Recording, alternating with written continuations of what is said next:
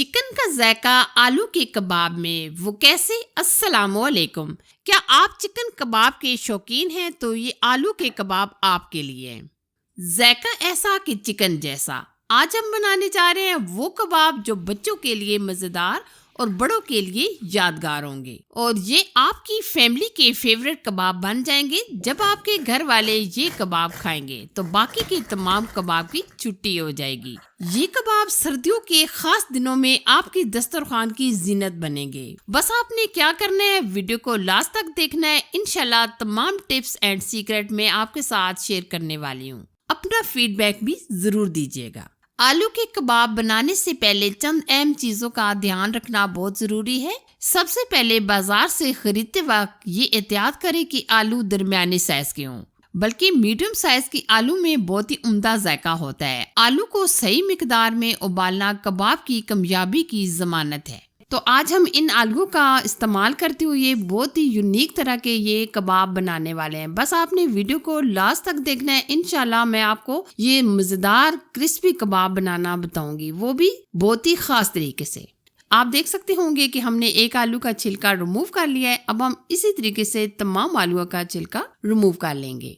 ये देखिए हमने तमाम आलूओं का छिलका रिमूव कर लिया है। अब हम कटिंग की तरफ चलेंगे। हम इस तरीके से बड़े बड़े क्यूब्स में कट कर लेंगे ताकि हमें ये गलाने में आसानी हो जाए। वैसे अगर आप आलूओं को फुल भी इस तरीके से कुक करना चाहें यानी बॉईल करना चाहें तो कर सकते हैं, लेकिन हम छोटे छोटे पीसेस में कट करके बॉईल करेंगे ताकि जल्दी से ये हमारे आलू गल जाए। आलू हमने इस तरीके से बड़े बड़े क्यूब्स में कट कर लिए हैं। अब हम बॉईल करेंगे। आलू को बॉईल करना भी एक ट्रिक है जो हम आपको बताएंगे कि आलू हमारे जबरदस्त और नमकीन कैसे बनते हैं। आलू को सही मिकदार में उबालना कबाब की कामयाबी की जमानत है। आलू को हद से ज्यादा ना पकाएं वरना वो पानी छोड़ सकते हैं। अब हम आलूओं का जबरदस्त टेस्ट देने के लिए इसमें ऐड कर देंगे आधा चम्मच के करीब नमक। आलू हमने बॉईल होने के लिए रख दिए। अब हम क्या करेंगे, मजेदार सी टेस्टी सी जबरदस्त सी स्टफिंग रेडी करेंगे। इसके लिए हम सबसे पहले पैन में लेंगे 2 चम्मच के करीब ऑयल। तो अब हम लेंगे तकरीबन 5 से 7 हरे प्याज। अगर आपके पास हरे प्याज नहीं है तो आप दूसरा प्याज भी डाल सकते हैं। साथ में हम इसमें ऐड करेंगे तकरीबन आधा कप के करीब शिमला मिर्च। अब हम दोनों चीजों को हल्का सा रोस्ट करेंगे, बहुत ज्यादा जलाइएगा नहीं। आधा कप के करीब बंद गोभी डाल देंगे और तकरीबन 4 से 5 हरी मिर्चें बारीक चॉप करके ऐड करेंगे। अगर आप ये कबाब बच्चों के लिए बना रहे हैं तो हरी मिर्चें स्किप भी कर सकते हैं। अब हम क्या करेंगे, बिल्कुल धीमी आंच पर हल्का सा रोस्ट करेंगे। स्पाइसेस हम इसमें बहुत ही कम यूज करने वाले हैं, तो हम इसमें आधा चम्मच के करीब डाल देंगे काली मिर्च का पाउडर और आधा चम्मच हम इसमें ऐड कर देंगे नमक आप हस्बे जायका हस्बे टेस्ट ऐड कीजिएगा। स्टफिंग को हमने हल्का सा रोस्ट कर लिया है। अब हम बहुत ही प्यारा सा ऑमलेट बना रहे हैं, तो इसके लिए ये हमने 2 अदद अंडे लिए थे जो हमने नाइफ की मदद से इस तरीके से छोटे छोटे पीसेस में कट कर लिया है। बस हम अंडे डालने के बाद सिर्फ आधा मिनट ही मजीद इसको रोस्ट करेंगे। अंडा डालने के बाद बिल्कुल आप हल्के हाथों से मिक्स कीजिएगा। अब हम क्या करेंगे, इसमें ऐड कर देंगे हरा धनिया, क्योंकि हरा धनिया के बगैर कोई भी रेसिपी मुकम्मल नहीं होती।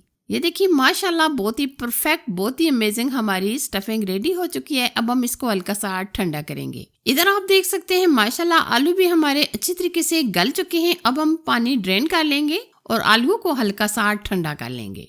ये देखिए हमने आलू अच्छे तरीके से ठंडे कर लिए। अब हम मैश करेंगे। आलू हमारे मैश हो चुके हैं, तो अब हम इसमें डाल देंगे हरा धनिया।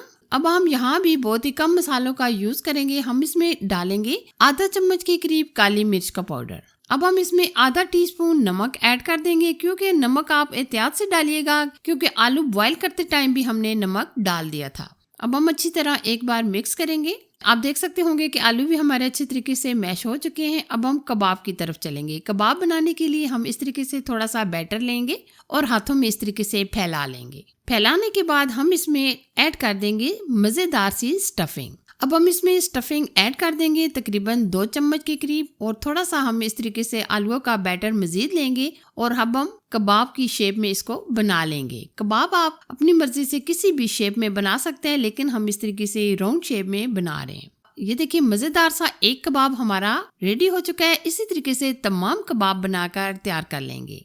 कबाब तो हमारे माशाल्लाह बन चुके हैं। अब हम इसकी कोटिंग कैसे करेंगे। कोटिंग करने के लिए ये तकरीबन आधा कप के करीब हमने मैदा ले लिया है। अब हम मजेदार सा टेस्ट देने के लिए मैदे के अंदर डालेंगे आधा टीस्पून चिली फ्लेक्स यानी कुटी लाल मिर्च और 2 चुटकी के करीब हम इसमें नमक भी डाल देंगे ताकि अच्छा सा अमेजिंग सा टेस्ट आ जाए। थोड़ा थोड़ा पानी शामिल कीजिएगा, साथ साथ मिक्स कर लें। ये देखिए माशाल्लाह हमारी ये स्लरी भी रेडी हो चुकी है। अब हम कबाब की कोटिंग करेंगे और हमने ये ले लिए हैं ब्रेड क्रम्स। सबसे पहले हम क्या करेंगे, मैदे का ये जो हमने स्लरी बनाई थी इसके अंदर कोट करेंगे, फिर हम ब्रेड क्रम्स में कोट कर लेंगे।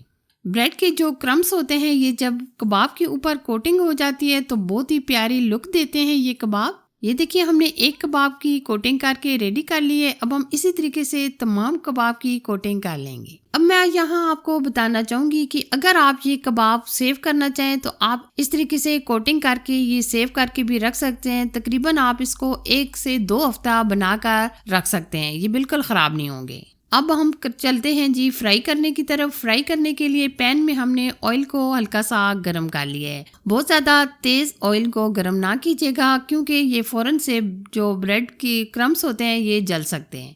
ये कबाब फ्राई करने में ज़्यादा टाइम नहीं लगता क्योंकि तमाम चीज़ें इसमें गली हुई हैं। ये देखिए ऑलमोस्ट हमारे माशाल्लाह परफेक्ट कलर के साथ बहुत ही अमेजिंग, बहुत ही क्रिस्पी हमारे कबाब फ्राई हो चुके हैं। ये देखिए आप इन कबाब की लुक्स भी देख सकते हैं, आप इनका क्रिस्पीपन भी देख सकते हैं। माशाल्लाह बहुत ही परफेक्ट हमारे ये कबाब फ्राई हुए हैं। अगर आप इसी तरीके से ये कबाब बनाकर खाते हैं तो आप चिकन के कबाब्स को भी भूल जाएंगे। अगर आपको ये वीडियो अच्छी लगी तो लाइक कीजिए, शेयर कीजिए ताकि मैं आपके साथ इसी तरह अमेजिंग और यूनिक रेसिपी लेकर आती रहूँ। Thanks for watching. Allah Hafiz.